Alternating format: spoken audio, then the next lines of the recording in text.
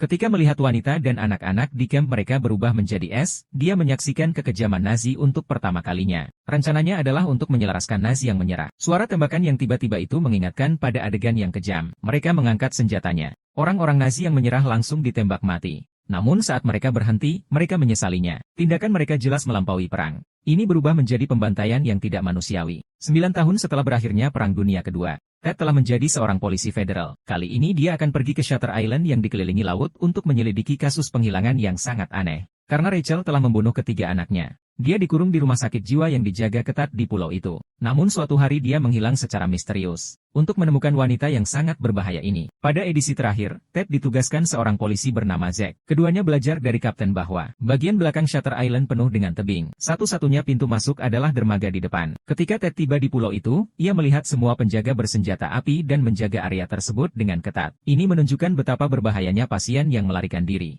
Di bawah pimpinan sipir, keduanya segera tiba di rumah sakit jiwa di Shutter Island. Ada dua jenis tempat di sini. Penjara laki-laki termasuk dalam wilayah A, dan penjara perempuan adalah area B. Distrik ini menampung penjahat yang sangat berbahaya. Jika ada yang ingin masuk ke area tersebut, harus disertai dengan surat keterangan tertulis dari dia dan dekan. Setelah penjelasan, sipir meminta kedua pria itu membayar kompensasi, meskipun Ted enggan. Namun pada akhirnya, mereka hanya bisa berkompromi. Zach yang berdiri di sampingnya tampak gugup mengambil uang. Setelah akhirnya masuk rumah sakit jiwa ini, Ted menemukan pasien lain di sini. Semua dengan borgol. Beberapa dari mereka akan menyambutnya dengan hangat. Beberapa menunjukkan ketidakpedulian. Yang lain akan membuat gerakan mencemooh yang aneh. Semua ini membuat Tadia merasa sangat bingung.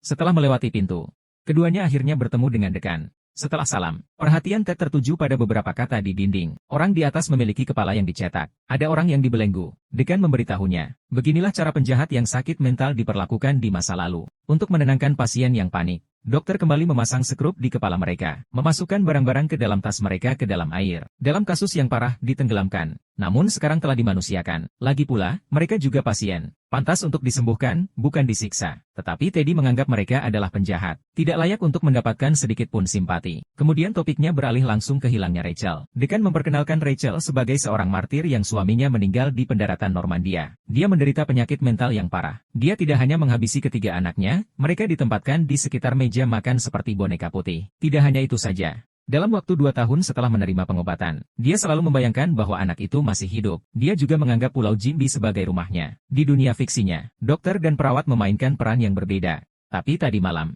dia tiba-tiba menghilang dari sini. Sipir penjara memimpin orang-orang untuk mencari ke seluruh pulau. Masih belum ada petunjuk yang ditemukan. Rasanya seperti dia menguap dari muka bumi. Hilangnya dia bahkan lebih aneh lagi. Karena ruangan tempat dia dirawat benar-benar tertutup. Ada 7 pegangan kuat di bawah ini. Tidak mungkin dia bisa pergi diam-diam. Kemudian dekan mengambil foto Rachel. Tapi Teddy hanya melihatnya sekilas dan mulai merasakan sakit kepala. Masih banyak adegan kematian yang mengerikan dalam pikirannya. Untungnya, saya minum aspirin yang diresepkan dokter dan berangsur pulih. Kemudian Ted dan Zack mengikuti dekan ke ruangan Rachel. Ini persis seperti yang dikatakan dekan. Tidak ada tanda-tanda aneh di jendela atau pintu. Lantai di bawah kakinya masih utuh. Dan Zack juga menemukan bahwa rumah sakit memberi pasien 2 pasang sepatu. Keduanya ada di sini, yang berarti Rachel, si pelarian, bahkan tidak memakai sepatu. Di sisi lain, Teddy Semindui menemukan sebuah catatan tersembunyi di bawah papan lantai yang longgar. Tercantum aturan nomor 4. Siapa pasien nomor 67?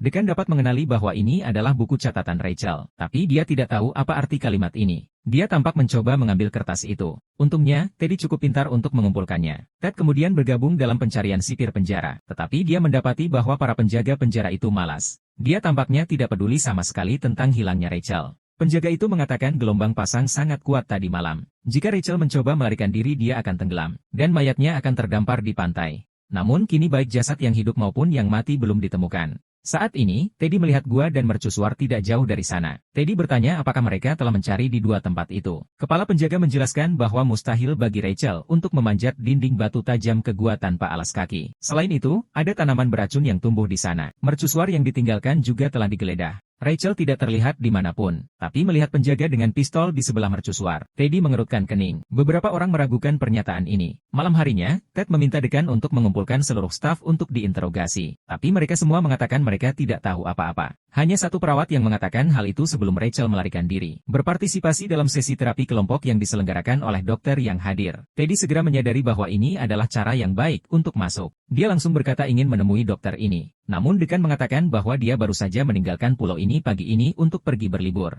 Teddy hanya bisa meminta staf untuk menghubunginya melalui telepon. Tapi kebetulan ada badai malam ini. Karena sinyalnya terputus, tidak ada cara untuk berhubungan dengan dunia luar. Mengingat sudah terlambat, dekan menyarankan agar penyelidikan dilanjutkan besok. Ketika dia keluar dari ruangan, dia dengan santai mengundang Teddy ke rumahnya untuk berkunjung. Tanpa diduga, Teddy langsung setuju. Ini adalah tempat dengan dekorasi yang sangat mewah. Dekan mengatakan ini adalah pos komando di pulau itu selama Perang Dunia Kedua. Sepotong musik klasik sedang dimainkan di ruangan itu. Hal ini langsung mengingatkan Teddy pada Perang Dunia Kedua. Ketika dia memasuki kamp konsentrasi Dachau. Ini adalah lagu yang diputar di kantor perwira Jerman. Memikirkan wanita dan anak yang ditelanjangi dan dibekukan sampai mati di luar jendela. Lihatlah perwira Nazi tergeletak di lantai dan sekarat di dalam rumah. Dia ingin bunuh diri dengan pistol. Teddy melangkah maju dan mengeluarkan pistolnya. Dia berencana membiarkan binatang ini mati perlahan dan menyakitkan. Mungkin kenangan masa lalu terlalu berat. Hal ini membuat Teddy sangat mudah tersinggung. Dia tiba-tiba meminta untuk memeriksa informasi dokter yang merokok. Hasilnya dia ditolak. Lihatlah betapa tidak kooperatifnya mereka. Teddy mengancam tidak akan melanjutkan penyelidikan. Mereka akan meninggalkan pulau itu besok pagi. Namun semua ini hanya gertakannya. Karena dia curiga semua orang di sini berbohong. Rachel tidak hilang sama sekali, tapi sengaja dipenjara. Ketika ia tengah berpikir, tanpa menyadarinya ia pun tertidur lelap. Dia melihat istrinya yang sudah meninggal dalam mimpinya. Sang istri sedang berdiri di apartemen mereka di kota. Sambil memegang botol, dia bertanya mengapa dia minum. Namun dalam sekejap mata, botol anggur di tangannya menghilang lagi. Kemudian istrinya mengatakan kepadanya bahwa Rachel ada di sana sepanjang waktu. Dan seorang pria bernama Ladis juga. Setelah mengatakan itu, dia berbalik dan berjalan menuju jendela lain. Pemandangan di luar jendela berubah menjadi matahari terbenam di tepi danau. Teddy terkejut saat mendapati punggung istrinya terasa panas. Lalu dia menghampirinya dan memeluknya untuk menghiburnya. Namun saat itu, darah kembali mengalir keluar dari perut istrinya. Ruangan itu juga dipenuhi abu terbakar. Begitu api mulai berkobar, sang istri yang ada dalam pelukannya pun ikut terbakar menjadi abu. Namun, yang tersisa di tangan Ted adalah genangan air jernih. Ted tiba-tiba terbangun dari tidurnya. Ternyata itu hanya kebocoran di atap. Di luar sudah hujan deras. Tidak mungkin untuk pergi dengan perahu. Ini juga memberi Teddy alasan untuk terus menyelidiki hilangnya Rachel. Karena staf tidak bekerja sama, Teddy memutuskan untuk memulai dengan pasien. Jadi dia pertama-tama menanyai pasien dalam kelompok perawatan yang sama dengan Rachel. Cobalah untuk menemukan petunjuk dari mereka. Tetapi orang-orang ini sakit mental. Dia tidak tahu alasannya. Sampai seorang pasien wanita yang tampak normal muncul. Tetapi perawat dandan di sampingnya ragu-ragu dan jelas tidak berani mengatakan apapun. Ketika dia bertanya tentang dokter Prokop itu, dia diam-diam melirik Zach yang ada di sebelahnya. Saya hanya mengatakan bahwa dia adalah orang yang baik. Namun kemudian dia mengabaikan Zach dengan mengatakan dia haus. Kemudian dia dengan cepat merampas buku catatan itu dari tangan istrinya. Menuliskan catatan tentang itu. Wajah Teddy tiba-tiba berubah setelah melihatnya. Lalu dia segera menyembunyikan buku catatan itu di sakunya. Saat ini, Zach datang membawa secangkir air. Namun ketika pasien perempuan mengambil dan meminum air tersebut, gelas air di tangannya tiba-tiba menghilang. Baru setelah dia menaruhnya kembali ke atas meja, sebuah cangkir kosong muncul. Namun Teddy tidak bertanya-tanya. Sebaliknya, ia mengambil kesempatan itu untuk bertanya kepada pasien perempuan itu apakah ada orang bernama Ladis di sini. Pasien perempuan itu menelan ludah dengan gugup setelah mendengar ini. Lalu dia bilang tidak dan pergi dengan tergesa-gesa. Setelah diinterogasi, Zach bertanya pada Ted dengan bingung, bukankah kita di sini untuk memeriksa Rachel? Kenapa kamu selalu bertanya tentang Ladis? Awalnya Teddy tidak mau mengungkapkan terlalu banyak, tapi sekarang mereka berdua adalah tim. Dia menceritakan semuanya padanya. Ternyata Ladis adalah seorang pekerja pemeliharaan. Saat sedang melakukan perbaikan rumah dia membakar. Kebakaran itu menewaskan istri Teddy. Setelah itu, Ladis menghilang tanpa jejak. Sampai 1 tahun yang lalu. Teddy melihat laporan itu dan mengetahui bahwa Ladis dipenjara di Shutter Island. Jadi dia berinisiatif meminta Departemen Kasus Rachel datang dan menyelidikinya. Sekarang dia telah memeriksa secara pribadi daftar area. Tidak ada berita tentang Ladis. Ini berarti dia tidak dipenjara di distrik tersebut.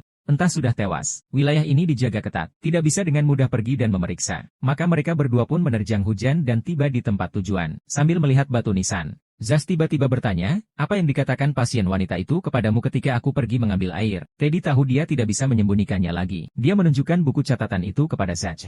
Hanya ada 3 kata besar yang tertulis di sana. Pada saat ini, badai tiba-tiba menjadi lebih parah. Mereka berdua bersembunyi sampai ke sebuah ruangan kosong. Saat ngobrol, Zach mengatakan jika dia menemukan Ladis, apakah dia akan dibunuh? Karena selama Perang Dunia Kedua, Teddy telah melihat terlalu banyak kematian dan mayat.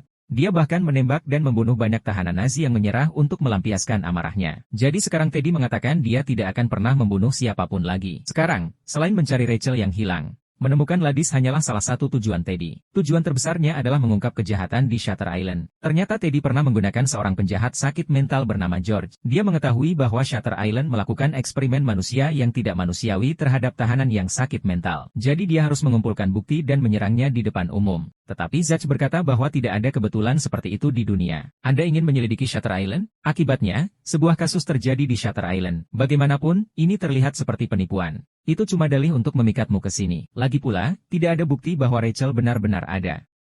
Saat keduanya berdebat dengan sengit, sipir penjara tiba-tiba muncul dengan mobilnya dan membawa mereka kembali ke rumah sakit jiwa. Karena semua pakaiannya basah kuyup, staf harus menyiapkan pakaian untuk para perawat pulau. Setelah berganti pakaian, keduanya datang ke kantor dekan. Pada saat ini, semua eksekutif senior di rumah sakit berkumpul bersama untuk membahas cara menangani badai. Bagaimana cara menampung semua pasien di rumah sakit setelah bangunan tingkat pertama hancur, untuk mencegah pasien melarikan diri. Seseorang menyarankan untuk memanggangnya di ruangan. Namun dekan menyatakan penolakannya dengan tegas. Ketika kedua pihak bersikeras pada pendapat mereka sendiri dan menolak untuk menyerah, Teddy tiba-tiba menyadari dari mereka bahwa ada 66 pasien di rumah sakit. Namun catatan yang ditinggalkan Rachel dengan jelas mengisyaratkan keberadaan pasien ke-67.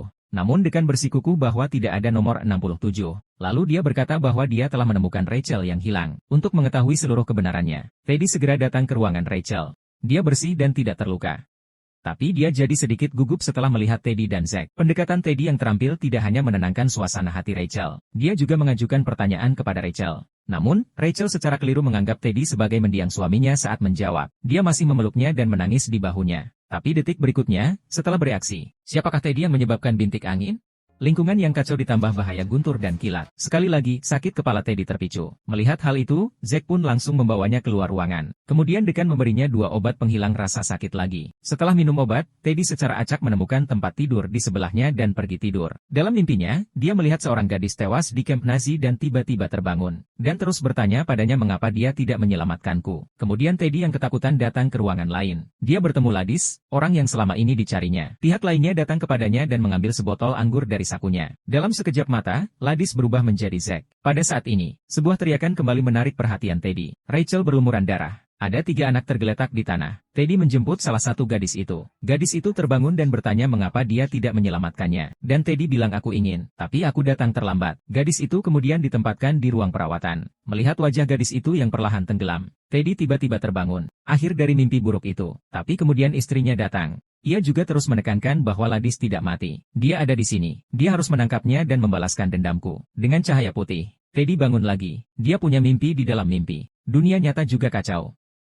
Karena hujan deras semalam membuat ruang genset tergenang. Setelah kehilangan kendali atas kekuasaan, banyak pasien yang memanfaatkan kesempatan untuk menyelinap keluar. Petugas medis sibuk mencari dan merawat. Melihat itu, mereka memanfaatkan kekacauan dan pergi ke area C. Dan karena mereka mengenakan pakaian kerja, hal itu tidak menimbulkan kecurigaan para penjaga. Keduanya mengikuti kelompok yang mencari pasien dan tiba di area yang sulit dimasuki. Tapi segera setelah memasuki pintu, Teddy harus melacak satu pasien. Tinggalkan dia sebagai Zach. Teddy yang berjalan sendirian, segera diserang oleh seorang pasien. Sampai Zach menyusulnya. Pasien menurunkan kewaspadaannya. Dia memiliki kesempatan untuk melawan dan laporkan pasiennya. Jika Zach dan penjaga penjara lainnya tidak tiba tepat waktu, pasien kemungkinan akan dipukuli sampai mati oleh Teddy. Zach dan sipir penjara kemudian membawa pasien kembali ke ruang perawatan. Sementara Teddy terus menjelajahi area C sendirian. Tanpa diduga, dia bertemu George yang seharusnya tidak muncul. George berkata, aku di sini karenamu. Semua luka di wajahku disebabkan olehmu. Anda tidak akan pernah bisa meninggalkan pulau ini. Karena yang disebut orang hilang itu hanya permainan.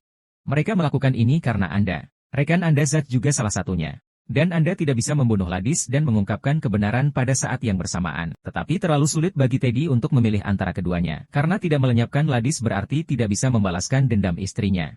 Melenyapkan Ladis tidak akan mengungkapkan kebenaran. Meskipun Teddy tidak bisa membuat pilihan. Namun dalam percakapannya dengan George, dia mengetahui bahwa Ladis telah dibawa ke mercusuar. Di sana ada seseorang yang akan memenggal kepalanya. Untuk mengetahui, Teddy memutuskan untuk pergi ke mercusuar. Namun, begitu keluar, dia bertemu Zach. Keduanya hanya bisa bepergian bersama. Tapi di tengah jalan, Zach tiba-tiba memberitahu Teddy. Zach baru saja menemukan catatan medis Ladis di ruang perawatan. Namun, tidak ada foto atau proses perawatan khusus. Namun, ketika Zach menyerahkan catatan medis kepada Teddy, Teddy mengatakan dia sedang menunggu Hall untuk melihatnya. Karena dia masih harus pergi ke mercusuar untuk menemukan kebenarannya. Lalu mereka berdua berjalan melewati hutan dan tiba di sebuah tebing. Namun tampaknya telah menyimpang dari arah mercusuar. Teddy memutuskan untuk kembali. Ikuti area terumbu karang menuju mercusuar. Zach mencoba menghentikannya. Karena area itu berbahaya. Tapi Teddy yang keras kepala bersikeras pergi sendiri. Pergi dan karena apa yang baru saja dikatakan George, dia sudah mulai meragukan pasangannya ini. Akhirnya Teddy memutuskan untuk pergi sendiri. Namun ketika dia mendekati mercusuar, dia menemukan bahwa air laut telah naik dan menenggelamkan jalan. Dia tidak punya pilihan selain menyerah. Tapi ketika dia kembali untuk mencari Zach, namun ternyata pihak lainnya sudah menghilang. Yang tersisa di tebing hanyalah puntung rokok yang belum padam. Ketika dia mencapai tepi tebing dan melihat ke bawah, dia benar-benar melihat tubuh Zach jatuh dari tebing. Namun, ketika dia memanjat ke dasar tebing meskipun ada bahaya, tubuh Zach menghilang lagi. Tepat saat Teddy bertanya-tanya apakah dia berhalusinasi, dia tidak sengaja melihat seberkas cahaya di gua antara tebing. Dia pikir itu mungkin Zach. Jadi Teddy mengambil risiko dan memanjatnya. Tetapi dia bertemu dengan seorang wanita aneh dengan pena di tangannya. Awalnya wanita itu sangat berhati-hati. Teddy mengungkapkan identitas polisinya. Dia perlahan-lahan menjadi rileks dan menceritakan situasinya sendiri. Ternyata dia adalah Rachel yang sebenarnya. Bukan saja dia tidak menikah, dia juga tidak memiliki anak. Tuduhan pembunuhan anak itu hanyalah tuduhan yang dibuat oleh rumah sakit. Dia adalah seorang dokter di rumah sakit jiwa. Setelah menemukan kejahatan rumah sakit yang melakukan eksperimen otak pada pasien, dia tidak ingin berada di perahu yang sama dengan mereka. Dia dituduh secara salah sebagai pasien gangguan jiwa. Pernah didiagnosis menderita penyakit mental. Tidak mungkin meninggalkan Pulau Jimbi lagi. Karena orang normal tidak dapat membuktikan bahwa dirinya bukan pasien gangguan jiwa. Lalu dia bertanya pada Teddy apakah dia mengalami sakit kepala atau mimpi buruk baru-baru ini. Sudahkah Anda meminum obat yang diresepkan dokter? Apakah Anda makan di kafetaria dan minum kopi? Apakah kamu menghisap rokok yang mereka berikan kepadamu? Saat itulah Teddy menyadari bahwa ia telah menjadi subjek eksperimen berikutnya. Anestesi akan bekerja dalam waktu 36-48 jam. Pada saat itu, dia akan dibawa ke mercusuar dan diubah menjadi mesin tanpa emosi. Wanita itu takut kalau ada orang yang mencari Teddy akan menemukan tempat ini. Jadi, dia harus melepaskannya. Sebelum pergi, Teddy mengatakan dia akan kembali. Tapi wanita itu berkata aku tidak akan berada di sini lagi. Karena aku berpindah tempat setiap hari. Ketika dia mencapai daratan, Teddy kebetulan bertemu dengan seorang penjaga patroli. Jadi dia kembali ke rumah sakit bersamanya. Ketika dekan melihat Teddy, dia langsung berkata bahwa George, yang mengobrol denganmu kemarin, menderita paranoia. Jangan percaya sepatah kata pun yang diucapkannya. Kemudian dekan berkata bahwa misi kalian telah selesai dan kalian harus segera pulang. Kembali ke rumah dan Teddy mengingat Zach. Teddy bertanya kepada dekan apakah dia melihatnya. Tapi dekan berkata aku belum pernah mendengar nama itu. Anda sendirian di pulau itu. Tidak ada rekan sama sekali. Menyadari bahwa saya telah jatuh ke dalam perangkap rumah sakit. Teddy berpura-pura tenang. Tidak ada pertanyaan lebih lanjut. Tapi tunggu sampai semua orang hilang kewaspadaannya. Seorang pria diam-diam datang ke mercusuar. Dia menemukan hanya ada satu penjaga yang berpatroli di mercusuar. Maka dia dengan cepat merobohkan penjaga itu dan mengambil senjata lawannya. Tapi ketika Teddy sampai di bagian dalam mercusuar, dia menemukan hanya ada tangga spiral di sini. Dia menaiki tangga dan membuka ruangan demi ruangan. Masih belum menemukan yang disebut laboratorium. Sampai dia menendang pintu terakhir. Ia mengetahui bahwa dekan tersebut telah meninggal lama sekali. Mereka berdua akan menyelesaikan masalah di sini. Dokter wanita di dalam gua itu sangat terkejut karena Anda diam-diam memberinya obat. Tangannya gemetar sekarang. Pikiran menjadi tidak normal, tetapi dekan menjawab bahwa bukan karena Anda minum obat maka tangan Anda gemetar. Itu karena dia belum minum obat sejak kemarin sore. Itulah yang menyebabkan penyakit Anda muncul. Dokter wanita yang Anda sebutkan tidak ada sama sekali. Anda telah menerima perawatan di sini selama 2 tahun. Setelah itu, dia mengeluarkan laporan medis Teddy. Anda orang yang membayangkan diri sebagai polisi federal yang mencari pasien 67. Dan tindakan untuk mengungkap skandal rumah sakit setelah pencabutan. Dia menunjukkannya ketika pertama kali datang ke rumah sakit. Dalam beberapa tahun terakhir, setiap kali terjadi badai, dia akan mengulang perilaku ini. Sebenarnya dirimu adalah pasien nomor 67. Karena dosamu itu, kamu tidak bisa memaafkan dirimu sendiri. Jadi kami membangun dunia virtual. Kamu tidak hanya membayangkan namanya sebagai seorang pembakar, dan taruh semua orang yang berhubungan denganmu di dalamnya. Dan apa yang disebut aturan nomor 4 adalah penataan ulang nama Anda dan nama istri Anda. Misalnya, huruf-huruf nama Teddy dapat disusun ulang menjadi Ladice. Dan Rachel mengubah dirinya menjadi istrimu yang sudah meninggal. Sebenarnya aku juga berharap kamu bisa selalu hidup dalam mimpi itu. Tapi kamu adalah orang berbahaya yang terlatih dengan baik. Hampir melukai semua penjaga dan pasien di rumah sakit. Bahkan menyerang George 2 minggu lalu. Hanya karena dia memanggilmu dengan nama aslimu, Ladis. Untuk menghentikan perilaku brutalmu, rumah sakit memutuskan untuk operasi pengangkatan cairan otak Anda. Membuatmu menjadi orang bodoh yang tidak punya pikiran. Tapi aku masih berharap memberimu kesempatan lagi. Jadi aku bekerja sama dengan semua orang untuk memainkan drama ini bersamamu. Tujuannya adalah berharap agar Anda secara sukarela keluar dari cerita yang Anda buat. Jika tidak, Anda tidak akan pernah mempunyai kesempatan menjadi orang normal lagi. Meskipun kata-kata dekan itu sempurna, tetapi Teddy tetap ngotot bahwa semua ini bohong belaka untuk mengelabui dirinya agar menjadi zombie. Dia juga mengatakan tidak akan pernah percaya kata apapun yang diucapkan dekan sebelum merekanya muncul. Ketika keduanya sedang berdebat, Zach tiba-tiba mendorong pintu terbuka dan masuk, dan berinisiatif berdiri di samping dekan. Lalu dia bilang pada Teddy kalau dirinya lah dokter yang pergi berlibur. Ia juga dokter yang merawat Anda. Alasan mengapa aku berpura-pura menjadi rekanmu adalah untuk tetap berada di sisimu. Hanya untuk memastikan keselamatan Anda. Dan kamu memang ladis. Kisah Rachel adalah kisah istrimu.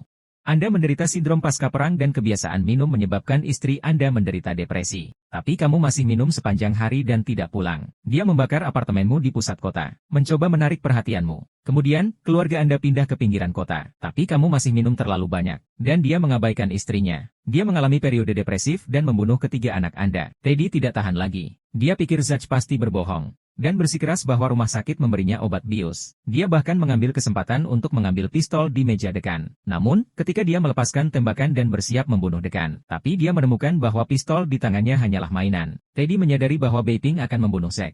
Melihat kecenderungan kekerasan Teddy semakin parah, dekan segera mengambil foto anaknya. Saat dia melihat putrinya, masa lalu itu tiba-tiba muncul dalam pikirannya. 2 tahun lalu dia kembali ke rumah seperti biasa, tetapi tidak ada tanda-tanda keberadaan istri dan anak-anaknya. Ketika dia tiba di halaman belakang, dia mendapati istrinya duduk di tepi danau, basah kuyup. Tidak jauh dari situ, ada 3 mayat mengambang di danau. Dia melompat ke danau, tetapi anak-anak itu tidak menunjukkan tanda-tanda kehidupan. Teddy membawa semua anak ke pantai. Namun istrinya datang dan berkata dengan nada yang tenang, dandani mereka seperti boneka. Ajak mereka piknik besok. Tapi saat dia berbicara, dia tiba-tiba mulai menangis. Dia memohon Teddy untuk membantunya menghadapi kematian anaknya dan permohonan istrinya. Teddy sedang patah hati. Setelah berjuang, dia menembak dan membunuh istrinya. Teddy tidak tahan lagi.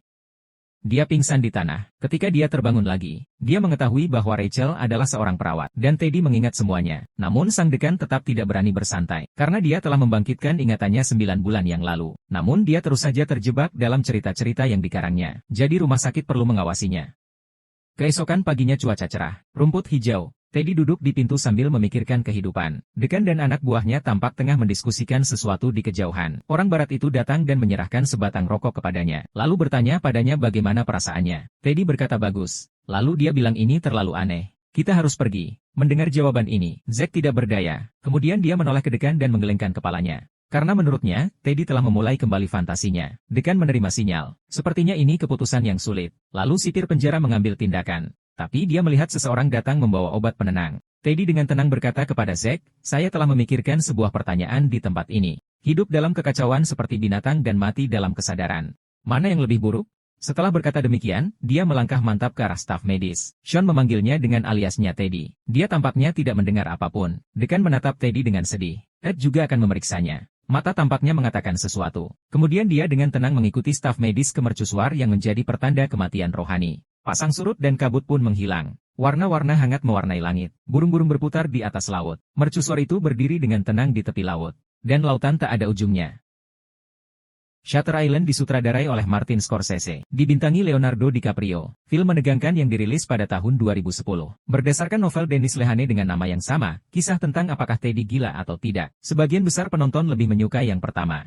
Artinya, Teddy memang seorang psikopat. Eksperimen otak tersebut merupakan program perawatan yang dilaksanakan oleh rumah sakit untuk pasien gangguan jiwa. Karena Teddy berpartisipasi dalam perang saat dia masih muda. Setelah menyaksikan kengerian kamp konsentrasi, pandangannya terhadap hidup sangat terpengaruh. Jadi dia menderita fobia pasca perang. Setelah itu, dia mulai minum banyak minuman keras. Sementara itu, istrinya menderita penyakit mental yang parah. Namun karena kecanduan alkohol, istrinya lalai merawatnya. Kondisi kesehatannya memburuk dan dia membakar apartemennya. Kemudian mereka pindah ke rumah danau. Sang istri menenggelamkan ketiga anaknya lagi. Teddy menembak dan membunuh istrinya karena kesedihan. Dia dipenjara di Shutter Island. Di sini karena penyesalan yang kuat. Sayangnya Teddy menderita paranoia. Dia membayangkan dirinya sebagai agen federal. Shutter Island adalah pulau horor tempat eksperimen manusia dilakukan. Dan di bawah berkat paranoia, Teddy, seorang mantan prajurit, mulai menunjukkan sisi kekerasannya. Teman sekamarnya George adalah salah satu korban. Jadi George akan menunjuk bekas luka di wajahnya dan mengatakan bahwa Teddy lah yang melakukannya. Menghadapi Teddy yang menolak untuk berubah, rumah sakit dibagi menjadi 2 faksi. Kepala penjara memutuskan untuk memberinya operasi reseksi semalam. Hapuskan sepenuhnya karakter brutalnya. Setelah dihapus, manusia menjadi hanya sekedar tubuh yang bernapas. Menurutku ini terlalu kejam. Dia lebih suka perlakuan yang lebih lembut. Biarkan pasien menemukan dirinya sendiri terlebih dahulu, baru kemudian bimbing dia. Ini akan membantu Anda melepaskan ikatannya. Akhirnya, atas desakan dekan, Teddy diberi kesempatan. Semua orang memerankan sebuah drama bersamanya. Saya berharap dapat terus memberi petunjuk pada Teddy dalam prosesnya. Biarkan dia menerima masa lalunya dan menemukan jati dirinya yang sebenarnya. Tapi Teddy merasa sulit untuk memaafkan dirinya di masa lalu. Bahkan ketika bertindak sebagai penyelidik federal, dia menekankan bahwa tahanan di Shutter Island seharusnya tidak berhak kembali ke kehidupan damai. Dan dalam banyak waktu, Teddy juga bisa melihat atau mendengar hal-hal yang tidak masuk akal. Misalnya, Rachel jelas seorang wanita. Namun sepatu di ruangan itu sungguh sulit untuk dituliskan. Dan setelah Rachel kembali ke ruangan, Zach menyuruhnya untuk memperhatikan kaki Rachel yang begitu bersih. Sama sekali tidak seperti pelarian. Sebenarnya tujuannya adalah agar dia dapat menemukan kerusakan logisnya dengan lebih cepat. Namun Teddy memilih untuk mengabaikan rincian ini. Sebaliknya, dia terus memperkuat dan melengkapi ceritanya sendiri. Biarkan dirinya terjebak dalam fantasi. Sampai, di bawah rangsangan konstan dari direktur. Akhirnya aku kembali ke warasanku. Menerima kenyataan. Ini berarti hanya ada dua pilihan yang tersisa baginya. Hadapi kenyataan pahit masa lalu hari demi hari atau jadilah penyidik federal lagi. Benamkan dirimu dalam kebohongan. Namun pada akhirnya, dia tidak memilih satu pun. Sebaliknya, ia dengan tegas berjalan menuju mercusuar yang membuktikan kematian roh. Dia ingin menghapus memori itu sepenuhnya. Menjadi mayat hidup. Seberapa besar trauma psikologis yang harus dialami seseorang? Baru kemudian kita bisa membayangkan sebuah cerita besar. Untuk menutupi dosa-dosa yang tidak bisa. Untuk melindungi orang yang pernah kamu cintai dengan sepenuh hati. Untuk melarikan diri dari beban hidup yang tak tertahankan. Sebagai penonton, kita tidak akan pernah bisa memahami atau menghargai siksaan dan rasa sakit yang mereka alami dalam hati mereka. Tetapi bisakah kita menghadapi orang-orang dengan gangguan mental? Berikan mereka lebih banyak kesabaran dan pengertian. Tidak ketika mereka akan mengalami gangguan mental atau sudah mengalaminya. Mereka juga dituduh memiliki ketahanan psikologis yang rendah. Dalam lingkungan sosial yang penuh tekanan saat ini, faktanya, setiap orang memiliki penyakit mental. Sebagian besar gejala tidak akan mempengaruhi kehidupan normal. Namun jika terakumulasi dalam jangka waktu yang lama tanpa adanya drainase, siapa yang dapat menjamin bahwa hal itu tidak akan berkembang menjadi buruk? Daripada mengandalkan keberuntungan, lebih baik mengambil tindakan pencegahan. Berikan lebih banyak perhatian pada kondisi mental orang-orang di sekitar Anda. Berikan lebih banyak dukungan dan perhatian. Jangan menunggu sampai terlambat untuk menyesal.